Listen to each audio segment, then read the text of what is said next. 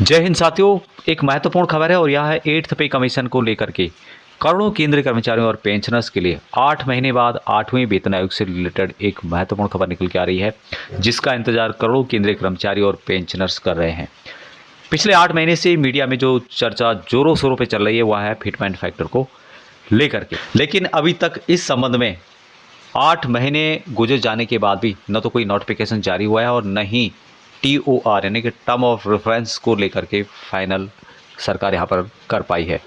इसी बीच केंद्रीय कर्मचारियों की आवाज़ उठाने वाली एक बड़ी संस्था all India railways men's federation, उनके द्वारा एक बड़ा ऐलान किया गया है।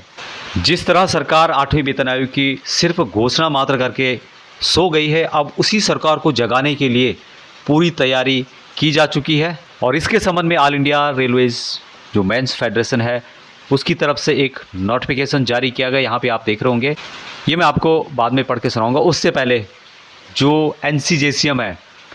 शिव गोपाल मिश्रा जी, उन्होंने क्या कहा है वो भी हम सुन लेते हैं। साथियों, काफ़ी समय से हमारे केंद्र सरकार के सभी कर्मचारी और ख़ासतौर पर रेलवे कर्मचारी इस बात को लेकर के बहुत आक्रोशित हैं कि इतना समय बीत गया भारत सरकार की घोषणा के बाद कि 8वें वेतन आयोग का गठन बहुत जल्दी हो जाएगा और 1 जनवरी 26 से हमारे वेतनमान जो हैं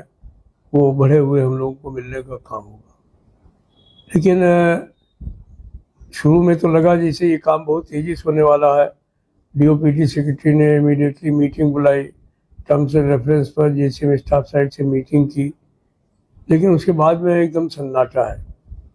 ना तो टर्म्स एंड रेफरेंस नोटिफाई हुए, ना ही अभी तक वेतन आयोग 8वां वेतन आयोग नोटिफाई हुआ है और ना ही कॉन्स्टिट्यूट हुआ है। तो हमारे तमाम जो ऑल इंडिया रेलवे फेडरेशन के एफिलिएट्स हैं उन्होंने आज इकट्ठा होकर के